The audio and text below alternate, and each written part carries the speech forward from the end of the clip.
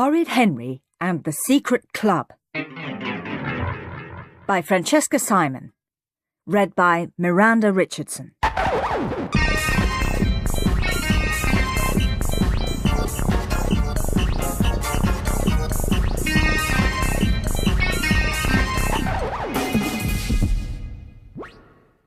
Horrid Henry's injection.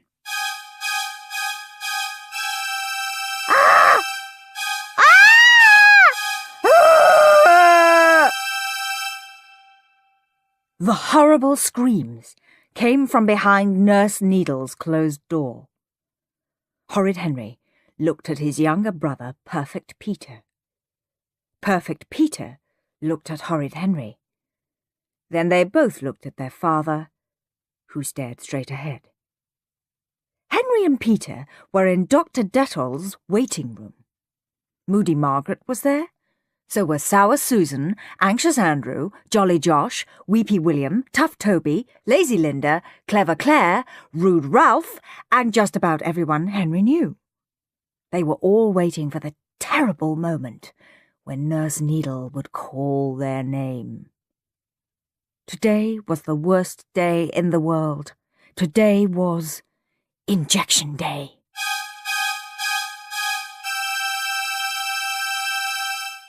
Horrid Henry was not afraid of spiders. He was not afraid of spooks. He was not afraid of burglars, bad dreams, squeaky doors, and things that go bump in the night. Only one thing scared him. Just thinking about... Henry could barely even say the word injections made him shiver and quiver and shake and quake. Nurse Needle came into the waiting room.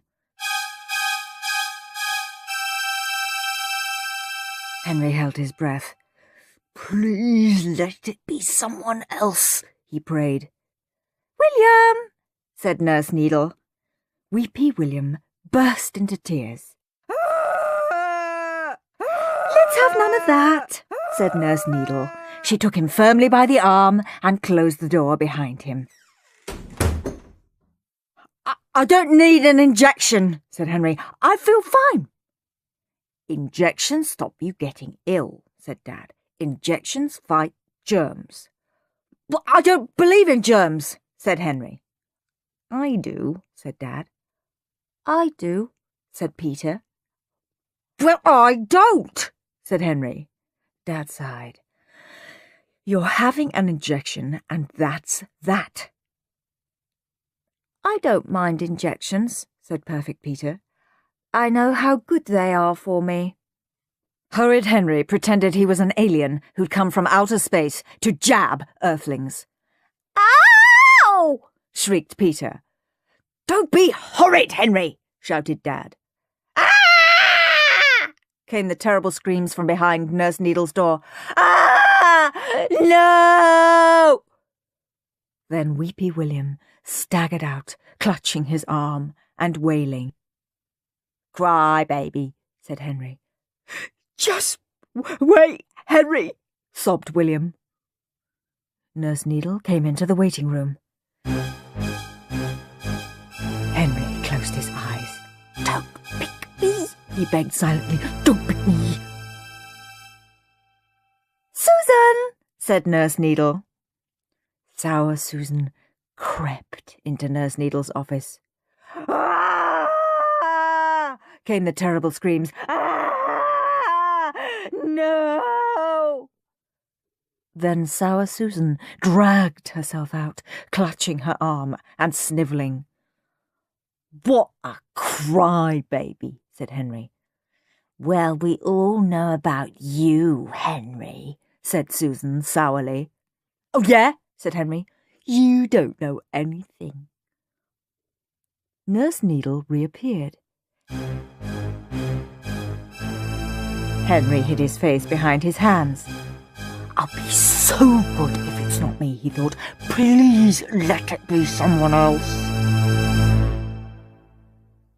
"Margaret," said Nurse Needle. Henry relaxed. Hey, Margaret, did you know the needles are so big and sharp they can go right through your arm? Said Henry. Moody Margaret ignored him and marched into Nurse Needle's office. Henry could hardly wait for her terrible screams. Boy, would he tease that crybaby Margaret. Silence. Then Moody Margaret swaggered into the waiting room, proudly displaying an enormous plaster on her arm. She smiled at Henry. "Oh, Henry, you won't believe the needle she's using today," said Margaret. "It's as long as my leg." "Shut up, Margaret," said Henry. He was breathing very fast and felt faint. "Anything wrong, Henry?" asked Margaret sweetly. "No," said Henry. He scowled at her. "How dare she not scream and cry?" "Oh, good," said Margaret. "I just wanted to warn you because I've never seen such big, fat, whopping needles in all my life." Horrid Henry steadied himself. Today would be different. He would be brave. He would be fearless. He would march into Nurse Needle's office, offer his arm, and dare her to do her worst. Yes, today was the day. Brave Henry, he would be called. The boy who laughed when the needle went in. The boy who asked for a second injection. The boy who... "Henry!" said Nurse Needle. "No!" shrieked Henry. "Please, please, no!" "Yes?" said Nurse Needle. "It's your turn now." Henry forgot he was brave. Henry forgot he was fearless. Henry forgot everyone was watching him. Henry started screaming and screeching and kicking. "Ow!" yelped Dad. "Ow!" yelped Perfect Peter. "Ow!" yelped Lazy Linda. Then everyone started screaming and screeching. "I don't want an injection!" shrieked Horrid Henry. "I don't want an injection!" shrieked Anxious Andrew. "I don't want an injection!" shrieked Tough Toby. "Stop it!" said Nurse Needle. "You need an injection, and an injection is what you will get." "Him first!" screamed Henry, pointing at Peter. "You're such a baby, Henry," said Clever Claire. That did it. No one ever called Henry a baby and lived. He kicked Claire as hard as he could. Claire screamed. Nurse Needle and Dad each grabbed one of Henry's arms and dragged him howling into her office. Peter followed behind, whistling softly. Henry wriggled free and dashed out. Dad nabbed him and brought him back. Nurse Needle's door clanged shut behind them. Henry stood in the corner. He was trapped. Nurse Needle kept her distance. Nurse Needle knew Henry. Last time he'd had an injection, he'd kicked her. Dr. Dettol came in. "What's the trouble, Nurse?" she asked. "Him," said Nurse Needle.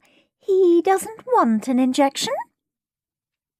Dr. Dettol kept her distance. Dr. Dettol knew Henry. Last time he'd had an injection, he'd bitten her. "Take a seat, Henry," said Dr. Dettol. Henry collapsed in a chair. There was no escape. "What a fuss over a little thing like an injection," said Dr. Dettol. "Call me if you need me," she added, and left the room. Henry sat on the chair, breathing hard. He tried not to look as Nurse Needle examined her gigantic pile of syringes. But he could not stop himself peeking through his fingers. He watched as she got the injection ready, choosing the longest, sharpest, most wicked needle Henry had ever seen. Then Nurse Needle approached, weapon in hand. "Him first!" shrieked Henry. Perfect Peter sat down and rolled up his sleeve. "I'll go first," said Peter. "I don't mind." "Oh," he said, as he was jabbed. "That was perfect," said Nurse Needle. "What a good boy you are," said Dad. Perfect Peter smiled proudly. Nurse Needle rearmed herself. Horrid Henry shrank back in the chair. He looked around wildly. Then Henry noticed the row of little medicine bottles lined up on the counter. Nurse Needle was filling her injections from them. Henry looked closer. The labels read, "Do not give injection if a child is feverish or seems ill." Nurse Needle came closer, brandishing the injection. Henry coughed. And closer. Henry sneezed. And closer.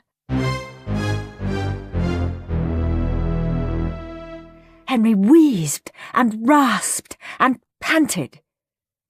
Nurse Needle lowered her arm. "Are you all right, Henry?" "No," gasped Henry. "I'm ill. My chest hurts, my head hurts, my throat hurts." Nurse Needle felt his sweaty forehead. Henry coughed again, a dreadful, throaty cough. "I can't breathe," he choked. "Asthma." "You don't have asthma, Henry," said Dad. "I do too," said Henry, gasping for breath. Nurse Needle frowned. "He is a little warm," she said. "I'm ill," whispered Henry pathetically. "I feel terrible." Nurse Needle put down her syringe. "I think you'd better bring him back when he's feeling better," she said. "All right," said Dad. He'd make sure Henry's mother brought him next time. Henry wheezed and sneezed, moaned and groaned all the way home. His parents put him straight to bed. "Oh, Mum," said Henry, trying to sound as weak as possible.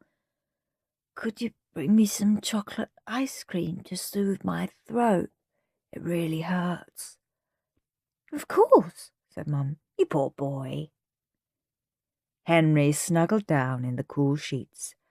Ah, this was the life. "Oh, Mum," added Henry, coughing. "Could you bring up the TV, just in case my head stops hurting long enough for me to watch?" "Of course," said Mum. Boy, this was great, thought Henry. No injection, no school tomorrow, supper in bed. There was a knock on the door. It must be Mum with his ice cream. Henry sat up in bed, then remembered he was ill. He lay back and closed his eyes. "Come in, Mum," said Henry hoarsely. "Hello, Henry." Henry opened his eyes. It wasn't Mum. It was Dr. Dettol.